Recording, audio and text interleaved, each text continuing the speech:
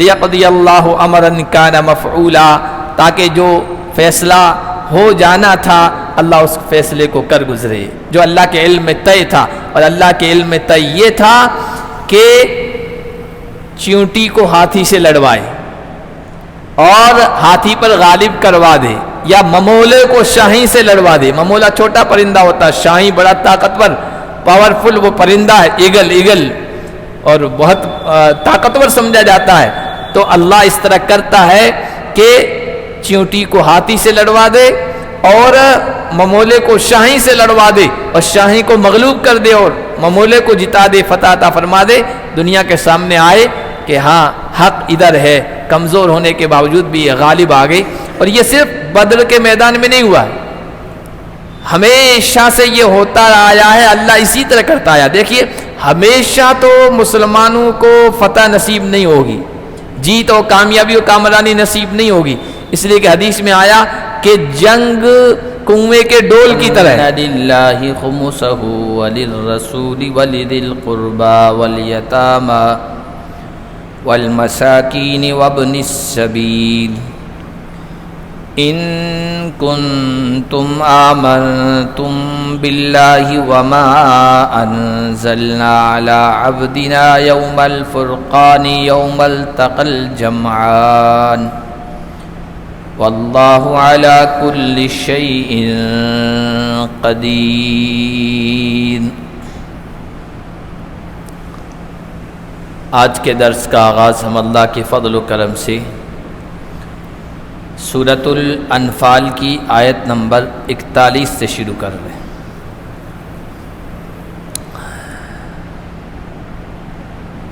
سورۃ الانفال جو شروع ہوئی تھی وہ ان کلمات کے ساتھ کہ یسألونک عن الانفال، پہلے ہم پڑھ چکے ہیں کہ بدر کی لڑائی کے بعد سورہ انفال اتری ہے، اور بدر کی لڑائی کفر اور اسلام کے درمیان نبی علیہ السلام کی زندگی میں پہلی لڑائی تھی، جس میں مال غنیمت مسلمانوں کو ملا تھا۔ اب یہ مال غنیمت کس کا حق ہے، کس کو ملنا چاہیے، اس کا طریقہ کار کیا ہونا چاہیے، تو اس میں کہا گیا کہ یہ انفال مال غنیمت اللہ اس کے رسول کے، پھر اس کے بعد ایمان والوں کی صفات بیان کی گئی تھی، اور اس کے بعد 3-4 رکوع میں مومنین کو مخاطب کر کے بات کافروں کو سنائی گئی تھی۔ ظاہر میں سامنے تو ایمان والے تھے، ان کو کہا جا رہا، لیکن اصل بات تو کافروں کو سنائی جا رہی تھی۔ اب جہاں سے جس پوائنٹ سے صورت شروع ہوئی تھی، بات اور گفتگو شروع ہوئی تھی، اسی پر واپس آ گئے اور کہا جا رہا ہے وَاعْلَمُوا أَنَّمَا غَنِمْتُم مِّن شَيْءٍ فَأَنَّ لِلَّهِ خُمُسَهُ۔ مال غنیمت کس کو ملنا چاہیے، کس کو حاصل ہونا چاہیے، اس کا طریقہ بتایا جا رہا ہے کہ دشمنوں سے لڑتے ہوئے فتح حاصل ہو جائے، کامیابی حاصل ہو جائے، اور وہ میدان چھوڑ کے بھاگ جائے، سامان بھی چھوڑ کے جائیں گے، تو اب وہ سامان کیسے حاصل کرے؟ تو بتایا کہ چوری کے انداز سے نہ ہو، ڈاکہ اور چھینا جھپٹی کے انداز سے نہ ہو کہ جس کے ہاتھ میں جو کچھ آیا وہ لے کر چلتا بن گیا، چھپا لیا، نہیں۔ مسلمان مال غنیمت کے لیے جہاد نہیں کرتے ہیں، لڑائی نہیں کرتے ہیں۔ اب مال جمع کرنے کا جو انداز ہونا چاہیے وہ باوقار انداز ہونا چاہیے، وہ سنجیدگی والا ہونا چاہیے، لوٹ مار والا نہیں ہونا چاہیے، اور وہ یہ ہے کہ تمام مجاہدین مل کر جو کچھ جس کے ہاتھ میں مال آئے وہ لا کر جمع کر دیں ذمہ دار کے پاس، بیت المال میں، سرکاری خزانے میں۔ جان لو کہ جو کچھ بھی تمہیں مال غنیمت ملے، غنیمت اس مال کو کہتے جو محنت اور مشقت کے بعد ملے، اور جہاد سے بڑھ کر محنت اور مشقت کیا ہو سکتی ہے جس میں انسان اپنی جان ہتھیلی پہ لے کر میدان میں اترتا ہے۔ فَأَنَّ لِلَّهِ خُمُسَهُ، تو بے شک اس کا 5واں حصہ اللہ کے لیے ہے، رسول کے لیے، رشتہ داروں کے لیے ہے، یتیم کے لیے، مسکین کے لیے ہے، مسافر کے لیے ہے۔ جس کے پاس جو کچھ آ گیا وہ جمع کر لے، ایسا نہیں ہے، سب بیت المال میں یا سرکاری خزانے میں یا جو بھی ذمہ دار ہے اس کے پاس لا کر اکٹھا کریں گے۔ اور یہ بات پہلے غالباً بتائی جا چکی ہے کہ مال غنیمت کا حلال ہونا یہ صرف اس امت کی خصوصیت ہے، پہلی امتوں میں مال غنیمت کا استعمال کرنا حلال نہیں تھا، اور اس کا مال غنیمت حاصل ہوتا تھا تو اس کا طریقہ یہ ہوتا تھا کہ جمع کیا جاتا تھا، کسی ٹیلے پر کسی بلند جگہ پر رکھ دیا جاتا تھا، پھر اللہ کی طرف سے آگ آتی تھی جو اس کو جلا کر خاکستر کر دیتی تھی۔ یہ اس بات کی علامت ہوتی تھی کہ یہ جو جہاد ہوا ہے یہ اللہ کی نگاہ میں مقبول ہے، اور اگر آگ نہیں جلا پاتی تھی تو اس کا مطلب کہیں نہ کہیں کھوٹ رہ گئی ہے۔ اس امت کے حق میں بھی مال غنیمت اصل تو حلال نہیں ہونا چاہیے تھا، دوسروں کا مال ہے، چھوڑ کے بھاگے ہیں، دوسروں کے قبضے کی چیز تھی،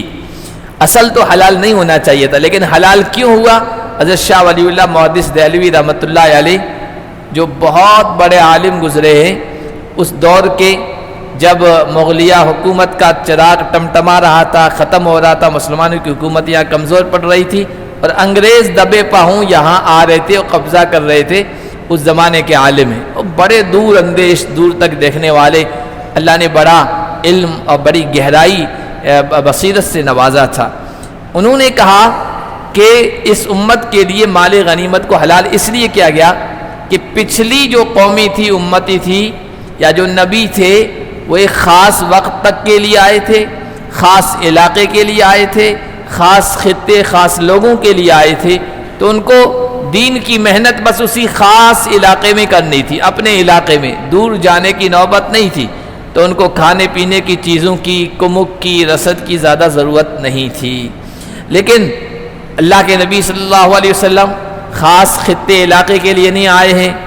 دیر تک کے لیے، دور تک کے لیے آئے، ہمیشہ کے لیے، قیامت تک کے لیے آئے، آپ کی نبوت ہمیشہ رہے گی،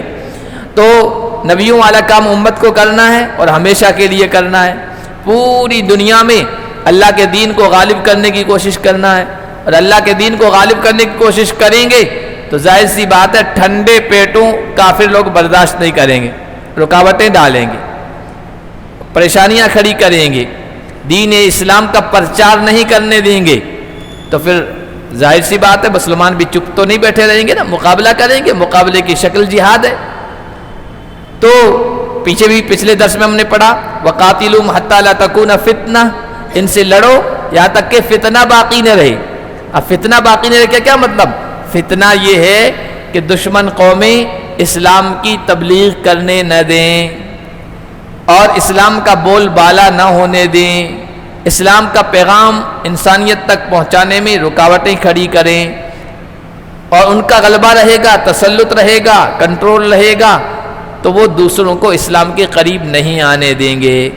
یہ ہم دیکھ رہے ہیں، آج بھی دیکھ رہے ہیں، پوری دنیا میں دیکھ رہے ہیں، اس لیے کہ اس وقت تک لڑتے رہو جب تک کہ ان کا زور ختم نہ ہو۔ تو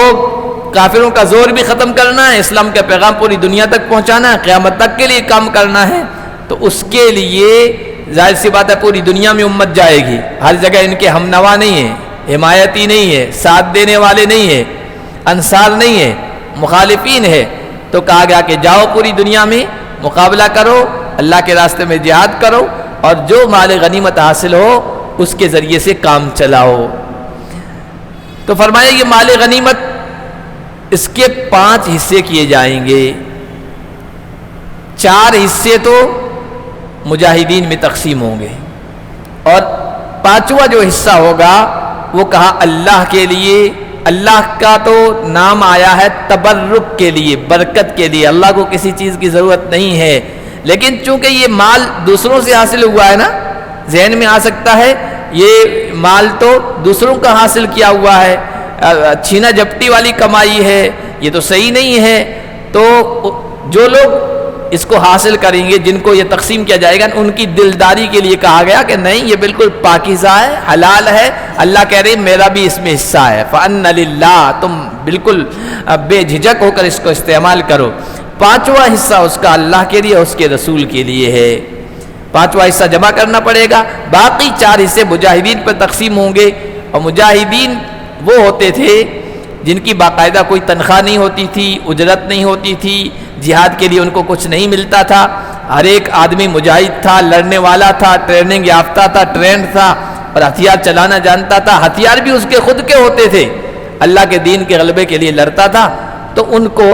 یہ مال غنیمت تقسیم کیا جاتا تھا۔ اگر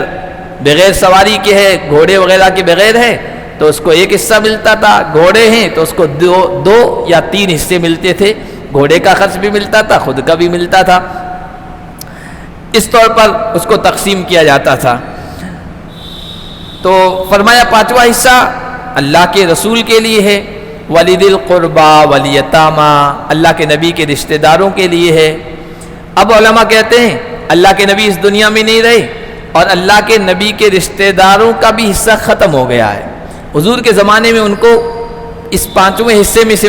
ملتا تھا، کیوں؟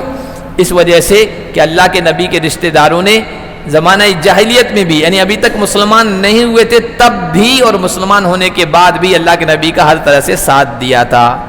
مکہ کی زندگی میں آپ کے بہت سارے رشتہ دار مسلمان نہیں ہوئے تھے،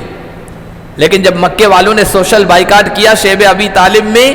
تو مسلمان نہ ہونے کے باوجود بھی اللہ کے نبی کا ساتھ دیا تھا، اس وجہ سے ان کا حصہ رشتہ داروں کا متعین کیا گیا۔ تو اللہ کے نبی کا حصہ، اللہ کے نبی کی ذات کے بعد رشتہ داروں کا حصہ ختم ہو گیا، باقی رہے 3، یتیم، مسکین وابن السبیل، مسافر۔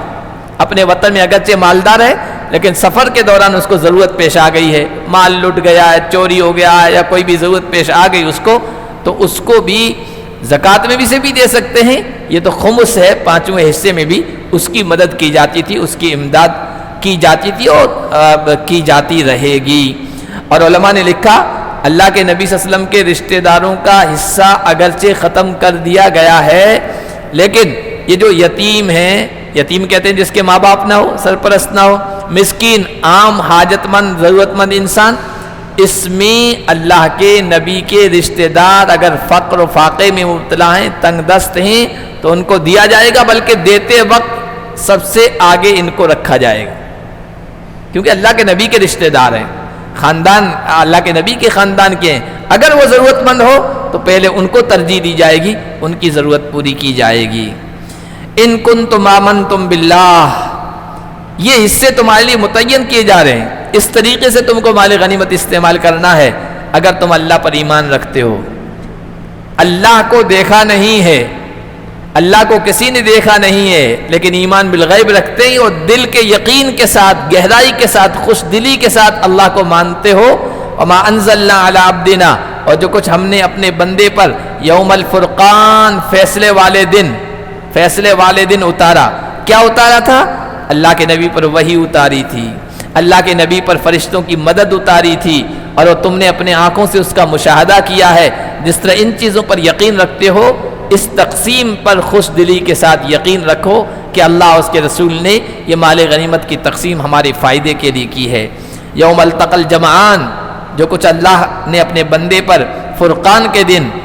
جنگ بدر کو فرقان کہا گیا ہے کیونکہ اس دن حق اور باطل کا فیصلہ کر دیا گیا تھا، یہ فیصلہ کن معرکہ تھا، فرق کر دینے والا، جس دن دونوں جماعتیں یعنی دونوں لشکر آپس میں مل گئے، ان کی مٹ بھیڑ ہوئی۔ واللہ علی کل شیء قدیر، اور اللہ ہر چیز پر قدرت رکھنے والا ہے،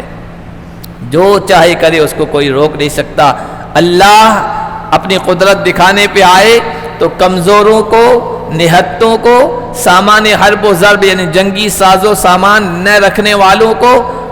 بڑی طاقتور قوم، بڑے طاقتور لوگوں اور ہتھیاروں سے لیس قوم پر غالب کر دے، جیسے اس موقع پر کیا بدر کے موقع پر۔ اذ انتم بالعدوۃ الدنیا وهم بالعدوۃ القصوى والركب اسفل منکم، وہ وقت یاد کرو جب تم قریبی کنارے پر تھے اور وہ کافر دشمن وہ دور والے کنارے پر تھے، پلے درجے پر تھے، اور قافلہ تم میں سے نیچے نیچے جا رہا تھا. یہ اللہ نے بدر کے میدان کا نقشہ کھینچا ہے. جس بدر کے میدان میں اللہ تعالیٰ نے تمہیں مدد عطا فرمائی اس وقت حالت یہ تھی تم قریبی کنارے پر تھے جو مدینے کی جانب ہے، اور وہ ادھر والے کنارے پر تھے جو مکے کی جانب ہے، اور قافلہ تم سے نیچے نیچے جا رہا تھا. اس کے بارے میں آپ کو بتایا جا چکا ہے کہ مدینے والے اہل ایمان جو نکلے تھے وہ لڑائی کے ارادے سے نہیں نکلے تھے. وہ اس قافلے کو جو تجارتی قافلہ تھا اور جس کا سارا پروفٹ، جس کا سارا فائدہ جنگ میں، مسلمانوں کے خلاف جنگ میں استعمال ہونا تھا، اس کو روکنے کے لیے نکلے تھے. اور اس کا قائد ابو سفیان تھا جو ابھی تک مسلمان نہیں ہوا تھا، بڑا جہان دیدہ تجربہ کار انسان تھا. اس کو پہلے سے خدشہ تھا مسلمان روکنے کی کوشش کریں گے. جب مدینے کے قریب سے گزرا ہے اس کو بھنک لگ گئی. اس نے ایک نمائندے کو بھیج دیا تھا مکہ کہ جاؤ اطلاع کر دو قافلہ لوٹا جا رہا ہے، تم آؤ مدد کے لیے. ایک طرف تو اطلاع کر دی، ادھر سے مکے والے نکل گئے قافلے کی مدد کے لیے، اور ان کو یہ تھا کہ جنگ بھی ہوگی تو پورے سامان کے ساتھ نکلے تھے. ابو سفیان نے چالاکی یہ کی، راستہ بدل دیا. راستہ مدینے کے پاس سے بدر کے میدان سے ہو کر مکہ جاتا تھا. یہ عام گزرگاہ تھی. ابھی جو ہم مدینے سے مکہ آتے ہیں نا، اس راستے کو بھی طریق الہجرہ کہتے ہیں، ہجرت والا راستہ. اللہ کے نبی نے جس ہجرت کی تھی نا اس نام پر یہ نام رکھا طریق الہجرہ. لیکن جو پرانا راستہ تھا وہ بدر سے ہو کے گزرتا تھا. لیکن ابو سفیان نے راستہ بدل دیا. تہامہ کے علاقے سے جو سمندر کے قریب راستہ تھا وہ راستہ اختیار کر کے کامیابی کے ساتھ اپنے قافلے کو مسلمانوں سے بچا کر نکل گیا. جب اس کو یقین ہو گیا کہ میرا قافلہ محفوظ ہو گیا تو اس نے میسج بھیجا ابو جہل کو جو مکے سے آ رہا تھا کہ بھائی اپنا کام تھا قافلے کی حفاظت، وہ ہم نے بچا لیا ہے، لڑائی مقصد نہیں تھا، اب تم وہیں سے جہاں ہو وہیں سے واپس ہو جاؤ. لیکن ابو جہل نے کہا نہیں، ہم نکلے ہیں تو اب لڑیں گے، مقابلہ کریں گے. دماغ میں یہ بھوت سوار تھا، ہم تعداد میں زیادہ ہیں، ہتھیار بھی ہمارے پاس بہت زیادہ ہیں، بڑے طلاق کے ساتھ، غرور کے ساتھ، انانن کے ساتھ نکلیں گے، جائیں گے بدر کے میدان میں 3 دن رکیں گے، اونٹ ذبح کریں گے، اور پورے عرب کے جو آس پاس کے لوگ ہوں گے ان کو دعوت دیں گے، شراب کی پارٹی جمائیں گے اور خوب مزے کریں گے. 3 دن گانے والی گانے گائیں گی، 3 دن پارٹیاں کریں گے تاکہ پورے عرب پر ہماری دھاک بیٹھ جائے اور کوئی اسلام کے قریب نہ جائے کہ بھائی اسلام مت قبول کرو، بہت کمزور ہیں یہ لوگ. تو بات مانی نہیں تو اللہ نے اس نقشے کو کھینچا ہے. ادھر سے وہ مکہ والا لشکر ابو جہل کا آیا اور وہ ایک کنارے پہ آ کے وہاں لنگر انداز ہو گیا، قیام پذیر ہو گیا. ادھر سے اللہ کے نبی چلے ہیں تو وہ ایک کنارے پہ آ کے بیٹھ گئے اور اس کا بھی بتا دیا. ان کا جو حصہ تھا مضبوط تھا، جہاں پر پانی کا بھی انتظام تھا. مسلمانوں کے حصے میں جو آیا میدان کا حصہ وہ ریتیلا تھا، پاؤں دھس رہے تھے، نقل و حرکت میں ادھر ادھر جانے میں پریشانی تھی، پانی بھی نہیں تھا. پھر اللہ کی مدد آئی، بارش ہوئی، ان کا علاقہ پکی زمین والا تھا، کیچڑ والا ہو گیا، دلدل والا ہو گیا، چلنا پھرنا مشکل ہو گیا. مسلمانوں کے حصے میں ریتیلا حصہ تھا، پاؤں دھس رہے تھے، بارش ہوئی، ریت جم گئی، پانی بھی مل گیا، پاؤں بھی جم گئی، اور اس طرح مسلمانوں کا حوصلہ بڑھ گیا. آگے اللہ فرما رہے ہیں وَلَوْ تَوَاعَدتُّمْ لَاخْتَلَفْتُمْ فِي الْمِيعَادِ. اگر تم ایک دوسرے سے وعدہ کرتے، وقت متعین کرتے، تو تم وقت متعین کرنے میں اختلاف کرتے، آپس میں جھگڑ پڑتے. پہلے سے کہہ دیتے نا ہم لڑیں گے، مقابلہ کریں گے بدر کے میدان میں، ہمارا آمنا سامنا ہوگا، تو شاید یہ جنگ نہیں ہو پاتی. کیونکہ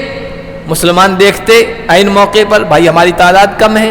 ہم تو ہتھیار بھی ساتھ میں نہیں لے آئے ہیں، ہمارے ہر اعتبار سے کمی ہے، کمزوری ہے، ابھی جنگ جتنی ہو سکے ٹالنے کی کوشش کرو، بعد میں دیکھیں گے تیاری کر کے. آپس میں اختلاف ہو جاتا. لیکن یہ پہلے سے طے نہیں ہوا، اور اللہ کو یہی تھا، منظور تھا بغیر سابقہ پلاننگ کے، پروگرام کے، پہلے سے کچھ سوچے بغیر دونوں لشکروں کو سامنا کروانا ہے، مقابلہ کروانا ہے، مٹ بھیڑ کروانا ہے. اور دنیا کے سامنے بات آئے کہ دیکھو حق اور باطل کے درمیان اگر فیصلہ کرنا ہے نا تو آج کر لو. نہتے، کمزور لوگ، بے غیر اسباب کے لوگ ساز و سامان سے لیس لشکر پر غالب آ گئے ہیں، اب تم نے کھلی آنکھوں سے دیکھ لیا ہے حق کدھر ہے باطل کدھر ہے۔ وَلَكِنْ لِيَقْضِيَ اللَّهُ أَمْرًا كَانَ مَفْعُولًا، لیکن اللہ اس معاملے کو کر گزرے جو پہلے سے طے شدہ تھا۔ اللہ کو منظور یہی تھا دونوں لشکروں کا آپس میں مقابلہ ہو۔ لِيَهْلِكَ مَنْ هَلَكَ عَنْ بَيِّنَةٍ وَيَحْيَىٰ مَنْ حَيَّ عَنْ بَيِّنَةٍ، تاکہ جو ہلاک ہو وہ دلیل کے ساتھ ہلاک ہو، اور جو زندہ رہے وہ بھی دلیل کے ساتھ زندہ رہے۔ یعنی دونوں یہ معجزہ اللہ کی قدرت کی کھلی ہوئی نشانی دیکھ کر زندہ رہی یا ہلاک ہو۔ جو کافر تھے وہ بھی دیکھ لیں کہ دیکھو 313 لوگ ہیں، سامان ہتھیار لڑنے کے نہیں ہیں، ادھر 1000 کا لشکر ہے اور ہر طرح سے ہتھیاروں سے لیس تھا، پھر بھی یہ 313 غالب آ گئے، تو یہ تو واقعی معجزہ ہے، یہ تو واقعی اللہ کی قدرت کی نشانی ہے، یہ تو واقعی اللہ نے کھلی ہوئی فتح مبین ان کو عطا فرمائی ہے۔ اس کا مطلب یہ کہ حق ادھر ہے، محمد اور ان کے ساتھیوں کی طرف ہے۔ اس کے باوجود بھی اگر کوئی ادھر نہیں آ رہا، ایمان قبول نہیں کر رہا ہے، تو لِيَهْلِكَ مَنْ هَلَكَ عَنْ بَيِّنَةٍ، تو جہنم میں اب بھی جانا چاہتا تو جائے، جہنم میں جائے، اور جو زندہ رہے وہ اس یقین کے ساتھ زندہ رہے گا حق ادھر ہی ہے، اب مجھے اسی پہ جمنا ہے۔ وَإِنَّ اللَّهَ لَسَمِيعٌ عَلِيمٌ، بے شک اللہ سننے والا ہے، جاننے والا ہے۔ اِذْ يُرِيكَهُمُ اللَّهُ فِي مَنَامِكَ قَلِيلًا، یہ جو جنگ ہوئی بدر کی، اللہ کہہ رہے پہلے سے طے شدہ پروگرام کے تحت نہیں ہوئی، ورنہ جنگیں اسی طرح ہوتی تھی، آئندہ فلاں میدان میں فلاں وقت فلاں تاریخ کو ہمارا مقابلہ ہوگا، طے شدہ ہوتا تھا، لیکن یہ ایسا نہیں ہوا ہے، اور اچانک اللہ نے لڑوایا ہے، مقابلہ کروایا ہے۔ اس میں اللہ کی طرف سے 2 باتیں پیش آئی تھی جس سے مسلمانوں کے حوصلے بڑھ گئے، جوش بڑھ گیا، لڑنے کے لیے تیار ہو گئے۔ ایک تو پہلے ہم پڑھ چکے ہیں، جس صبح لڑائی ہونی تھی جمعہ کا دن تھا، 17 رمضان تھا، بدر کا دن جو ہے 17 رمضان کو پڑتا تھا، تو جمعے کی رات میں اللہ کے نبی نے خوب دعائیں کی ہے، مسلمانوں نے بھی دعائیں کی ہے، پھر سو گئے ہیں۔ جب سوئے ہیں تو اللہ تعالیٰ نے حضور علیہ السلام کو خواب میں دکھایا، نیند میں دکھایا، کافروں کی تعداد بہت کم ہے اور مسلمان ان کا مقابلہ کر سکتے ہیں۔ صبح حضور علیہ السلام نے صحابہ کو بتایا، تو نبی کا خواب بھی وہی ہوتا ہے، اس میں جھوٹ کی آمیزش ملاوٹ نہیں ہوتی ہے۔ صحابہ کو بتایا تو صحابہ کے حوصلے بڑھ گئے، جی بڑھ گیا، اور ان کا ارادہ پختہ ہو گیا، اب تو لڑنا ہی ہے۔ اللہ کے نبی کو ان کی تعداد کم دکھائی گئی، اس کا مطلب اب لڑنا ہی ہے۔ اب آپ کہیں گے کافروں کی تعداد تو زیادہ تھی، نبی کا خواب جھوٹا نہیں ہو سکتا ہے، پھر تعداد کم کیسے دکھائی گئی؟ تو علماء نے بڑی عجیب بات لکھی ہے کہ یہ جو کافر آئے تھے ان میں سے بہت ساروں کے نصیب میں آگے مسلمان ہونا طے تھا، جیسے ابو سفیان بعد میں مسلمان ہوئے ہیں، ان کے بہت سارے رشتہ دار حضور کے بعد میں مسلمان ہوئے ہیں، تو جو جن کا بعد میں اللہ کے علم میں مسلمان ہونا طے تھا نا، وہ تعداد حضور کو نہیں دکھائی گئی۔ جن کو کفر میں مرنا تھا ان کی تعداد دکھائی گئی اور وہ بہت کم تھے، تو صحابہ کے حوصلے بڑھ گئے کہ نہیں اب تو لڑنا ہی ہے، ہم یہ کم تعداد میں ہم ان کا خاتمہ کر دیں گے، جوش بڑھ گیا۔ اور دوسری وہ بارش والا واقعہ ہوا، مسلمان جس علاقے میں ٹھہرے تھے، میدان کے جس حصے میں، وہ ریتیلا تھا، پاؤں دس رہے تھے، اپنے کے لیے اور جانوروں کو پلانے کے لیے پانی نہیں تھا، پریشان تھے، تشویش میں تھے، اور شیطان وسوسے ڈال رہا تھا، اگر تم سچے ہوتے تو یہ حالت تمہاری تھوڑی ہوتی، یہ سچویشن تھوڑی ہوتی، پانی پینے کو نہیں ہے، پیر جم رہے ہیں۔ اللہ نے بارش برسائی اور بارش برسنے کے نتیجے میں ریت جم گئی اور دلوں کے اندر بھی ایمان و یقین جم گیا، نہیں اللہ کی مدد و نصرت ہماری طرف ہے، اب ہم لڑیں گے اور زبردست مقابلہ کریں گے۔ تو یہ اللہ تعالیٰ نے 2 چیزیں دکھائی، جس کا ایک کا تذکرہ یہاں ہو رہا ہے، جب اللہ تمہیں دشمنوں کا دکھا رہا تھا خواب میں تھوڑی تعداد، وَلَوْ أَرَاكَهُمْ كَثِيرًا، اور اگر تمہیں بڑی تعداد میں دکھاتا لَفَشِلْتُمْ، تو تم ناکام ہو جاتے، حوصلے ہار بیٹھتے، اتنی بڑی مقدار دکھائی گئی ہے تو اب نہیں لڑنا ہے۔ وَلَتَنَازَعْتُمْ فِي الْأَمْرِ، اور تم معاملے میں جھگڑ پڑتے، کوئی کہتے ابھی لڑنا ہے، کوئی کہتے مت لڑو، پیچھے ہٹ جاؤ تدبیر کے طور پر، پھر تیاری کر کے آئیں گے پھر لڑ، ولیکن اللہ سلم، لیکن اللہ نے حفاظت فرمائی، انہ علیم بذات الصدور، بے شک وہ دلوں کی